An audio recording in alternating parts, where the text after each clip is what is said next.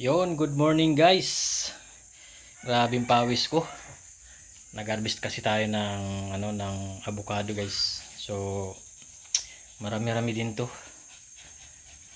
Mahigit siguro mga 15 pirasong malalaki siya. So dami. Bilangin natin, hindi ako sure kung ilang piraso 'to, kung 15 piraso ba. So pakita ko sa inyo. Ayan, pakita ko sa inyo. Ito guys, oh. Ah. Ito pa, oh. Daming avocado. Yan nga, oh, inano na ng ibon. Ay, Coco! Kumakain ka nito? Ha? Uy! Bilangin natin guys kung ilan. So, may tatlo na dito. Tatlo na. Yan, wag na nating isali yung isa. Ito, wag na nating itong isali kasi may ano na yun, damage. Pinagat ng ano yan guys, ng ibon. Ayan, naglalaglagan kasi, kaya minabuti kong ano na lang, kunin sa puno. Ayan, bilangin na natin. 3, 4, 5, 6.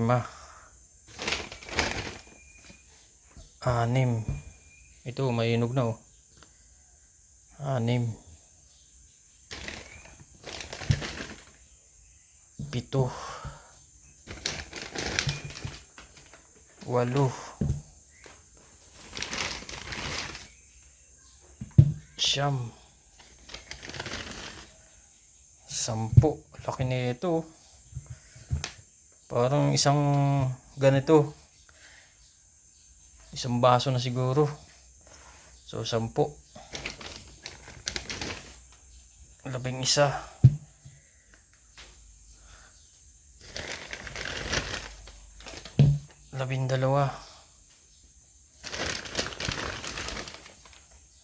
13. 14. 15. 16.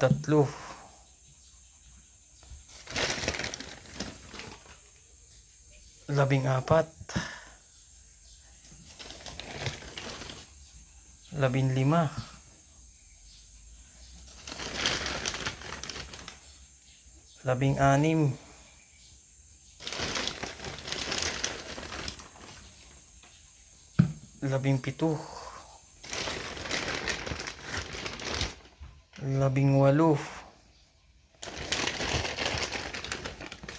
19. So ayan, 19 piraso guys, dami. Kung siyali natin to, 20 piraso, sakto. Kaso wag na nating isama. Kasi na dami. Pero pwede pa yan, pag nainog. Sayang, oh. Ayan, oh. Dami. May mga insekto.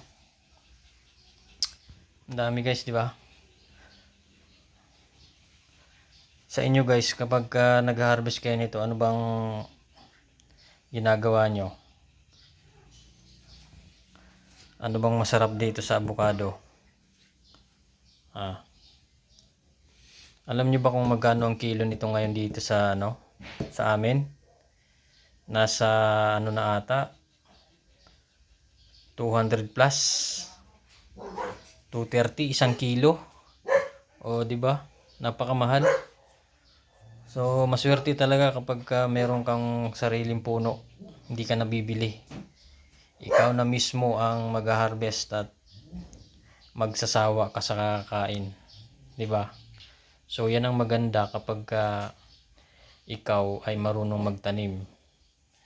No, hindi lang po yan, meron pa kaming tanim na mangga, 2 puno, malalaking puno. Kaya pagka gusto namin kumain, halimbawa may bunga, maraming bunga, aakit na lang kami sa puno. No, dito lang sa bakuran namin. Katulad nito, yung avocado, di ba? Magkano kilo nito? Nasa 200 plus. Samantalang kung may sarili kang tanim, may puno ka, no, mag-harvest ka lang, o ayan, 1 to sawa ka, o ilang Ilang araw mo nang kakainin yan. After nito, meron pa doon sa taas. Kung gusto mo pang kumain. O, di ba? So, yan ang kagandahan kapag may sarili kang puno. Di ba? Hindi mo na kailangan bumili. So, ang bibili mo na lang dito, yung panghalo mo dito para pasarapin pa, no?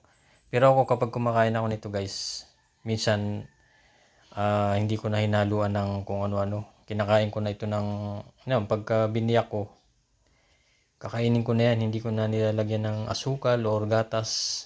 Hindi ko na nilalagyan yan. Kinakain ko na diretso yan pagkabiyak. Basta hinog Yun. Kasi ang lasa nito. Medyo matamis-tamis na ang lasa niyan. Itong avocado na to.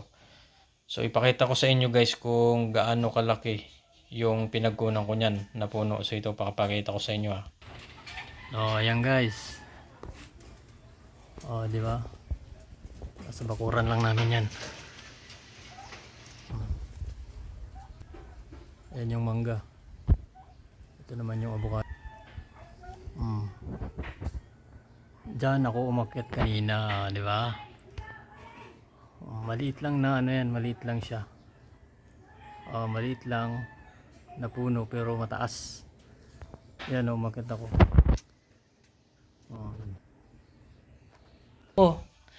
Kumusta? Halika dito. Ito naman yung nag-aabang lagi sa akin habang ako ay nasa taas. Ayan yung ating avocado. Di ba? Ang saya-saya kapag marami kang na-harvest katulad nito. Nakakatuwa. Yung itinanim mo noon, pinaghirapan mong tinanim, alagaan, kahit napagod ka, nainitan ka sa nito. Nung mag-harvest naman tayo, sulit na sulit, di ba? Masarap to guys. Kayo guys, comment nyo nga guys kung papaano nyo pinapasarap ang isang avocado. Kung ito ba ay nirerektang nyong kainin na wala ng timpla katulad sa akin, o ano pa bang mga proseso ang ginagawa nyo dito sa avocado. No, so paki-comment nga guys, baka may makuha tayong ibang paraan para mas lalo nating mapasarap itong ating na-harvest na avocado, no? So comment lang yan guys para naman kumbaga i-share nyo naman sa akin kung ano yung mga sekreto nyo para mas lalong sumarap ang avocado natin. So ayan, sa mga gusto, no, kung malapit lang kayo guys dito sa akin, bibigyan ko kayo nito kasi marami pa talaga ito. Actually nagbibigay kami nito sa kapitbahay, no, kasi hindi naman talaga kami nagbebenta nito, no.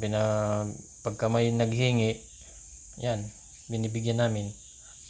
Minsan meron naman talagang ayaw tumanggap na ibigay lang, nagbibigay din talaga ng pera. So di ba may kasabihan nga, masama raw yung tumanggi. Kaya yun, kapag nagbibigay ng pera, kinukuha din namin, di ba? So yun lang guys, pinakita ko lang sa inyo yung ating na-harvest na avocado.